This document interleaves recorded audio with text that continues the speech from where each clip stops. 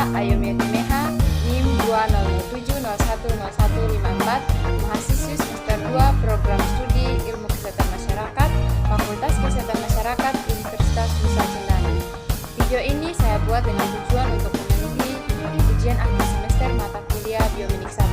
Dalam video ini saya akan membahas mengenai sistem endoktrin. Langsung saja, yang pertama, pengertian sistem endoktrin. Sistem endoktrin disebut juga kelenjar buntu, yaitu kelenjar yang tidak mempunyai saluran khusus untuk mengeluarkan sekretnya. Sekret dari kelenjar endoktrin dinamakan hormon. Hormon berperan penting untuk mengatur berbagai aktivitas dalam tubuh, antara lain aktivitas pertumbuhan, reproduksi, osmoregulasi, pencernaan, dan integrasi serta koordinasi tubuh. Sistem endoktrin hampir selalu bekerja sama dengan sistem saraf, namun cara kerjanya dalam mengendalikan aktivitas tubuh berbeda dari sistem saraf. Ada dua perbedaan cara kerja antara kedua sistem tersebut. Yang pertama, dibandingkan dengan sistem saraf, sistem endoktrin lebih banyak bekerja melalui transmisi kimia. Yang kedua, sistem endoktrin memperhatikan waktu respons lebih lambat daripada sistem saraf. Pada sistem saraf, potensial aksi akan bekerja sempurna hanya dalam waktu 1-5 milidetik. Tetapi kerja endoktrin melalui hormon baru akan sempurna dalam waktu yang sangat bervariasi, berkisar antara beberapa menit hingga beberapa jam. Hormon adrenalin bekerja hanya dalam waktu singkat, namun hormon pertumbuhan bekerja dalam waktu yang sangat lama di bawah kendali sistem endoktrin atau menggunakan hormon pertumbuhan. Proses pertumbuhan memerlukan waktu hingga puluhan tahun untuk mencapai tingkat pertumbuhan yang sempurna. Dasar dari sistem endoktrin adalah hormon dan kelenjar atau glandula. Sebagai senyawa kimia perantara, hormon akan memberikan informasi dan instruksi dari satu sel ke sel lainnya. Banyak hormon yang berbeda-beda masuk ke aliran darah, tetapi masing-masing tipe hormon tersebut bekerja dan memberikan pengaruhnya hanya untuk sel tertentu. Yang berikut, sel-sel penyusun organ endoktrin. Sel-sel penyusun organ endoktrin dapat dibedakan menjadi dua, yaitu sebagai berikut. Yang pertama, sel neosekretori. Sel neosekretori adalah sel yang berbentuk seperti sel saraf, tetapi berfungsi sebagai penghasil hormon. Contoh sel neosekretori ialah sel saraf pada hipotalamus. Yang kedua, sel endoktrin sejati. Disebut juga sel endoktrin klasik, yaitu sel endoktrin yang benar-benar berfungsi sebagai penghasil hormon, tidak memiliki bentuk seperti sel saraf. Kelenjar endoktrin sejati melepaskan hormon yang dihasilkannya secara langsung ke dalam darah atau cairan tubuh. Kelenjar endoktrin sejati dapat ditemukan pada hewan yang mempunyai sistem sirkulasi, baik vertebrata maupun invertebrata. Yang berikut, jenis kelenjar endoktrin. Yang pertama, kelenjar pituitari. Kelenjar pituitari ini dikenal sebagai master of glands atau raja dari semua kelenjar, karena pituitari itu dapat mengontrol kelenjar endoktrin lainnya. Sekresi hormon dari kelenjar pituitari ini dipengaruhi oleh faktor emosi dan perubahan iklim.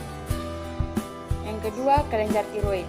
Kelenjar tiroid adalah salah satu dari kelenjar endoktrin terbesar pada tubuh manusia. Kelenjar ini dapat ditemui di leher. Kelenjar ini berfungsi untuk mengatur kecepatan tubuh, membakar energi, membuat protein, dan mengatur kesensitifan tubuh terhadap hormon lainnya. Yang ketiga, kelenjar paratiroid. Ada dua jenis sel dalam kelenjar paratiroid. Ada sel utama yang mensekresi hormon paratiroid atau PTH yang berfungsi sebagai pengendali keseimbangan kalsium dan fosfat dalam tubuh melalui peningkatan kadar kalsium darah dan penurunan kadar fosfat darah, dan sel oksifilik yang merupakan tahap perkembangan sel Schwann. Yang keempat, kelenjar adrenalin. Kelenjar adrenal merupakan sepasang organ yang terletak dekat kutub atas ginjal dan terbenam dalam jaringan adiposa perirenal. Kelenjar adrenal dibungkus oleh simpai jaringan ikat padat yang mengirimkan septa tipis ke bagian dalam kelenjar sebagai trabekula. Kelenjar adrenal terdiri dari dua lapisan konsentris, yaitu korteks adrenal dan medula adrenalis. Korteks dan medula dapat dibedakan berdasarkan asal, fungsi, dan ciri morfologi selama masa perkembangan embrional. Kedua struktur tersebut berasal dari lapisan germinal yang berbeda.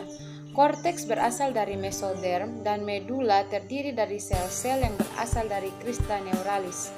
Secara morfologi, Korteks adrenal berada pada lapisan perifer dan berwarna kekuningan, sedangkan medula adrenalis berada di tengah dan berwarna coklat kemerahan.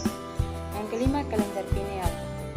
Kelenjar pineal merupakan kelenjar endokrin atau neuroendokrin yang mengatur irama harian aktivitas tubuh.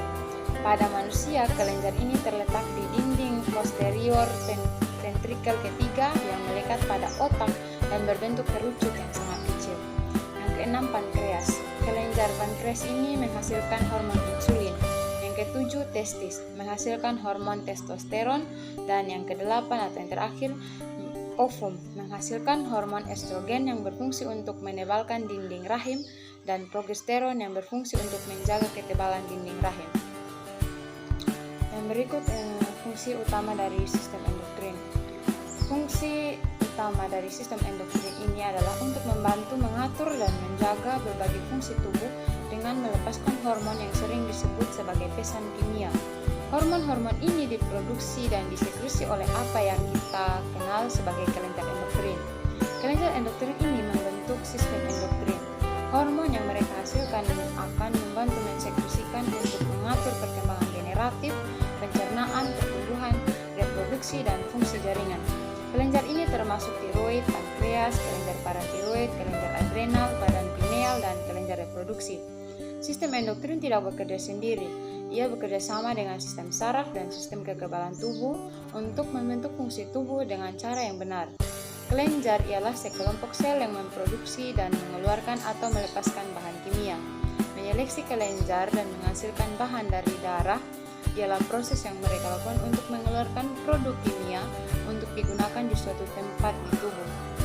Beberapa jenis kelenjar yang melepaskan sekresinya di daerah tertentu, misalnya kelenjar eksokrin seperti kelenjar keringat dan ludah, melepaskan sekresi pada kulit atau di dalam mulut. Kelenjar endokrin di sisi lain melepas lebih dari 20 hormon utama langsung ke dalam aliran darah, di mana mereka dapat diangkut ke sel-sel di bagian lain dari tubuh. Yang berikut atau yang terakhir, penyakit sistem endokrin. Penyakit atau gangguan sistem endokrin terutama menimbulkan keadaan kelebihan atau defisiensi dari hormon akibat dari hiperfungsi atau hipofungsi dari kelenjar. Yang pertama, hipofungsi. Hipofungsi ini bisa menyebabkan destruksi kelenjar. Penyebab yang paling lazim dari destruksi kelenjar endokrin adalah penyakit autoimun.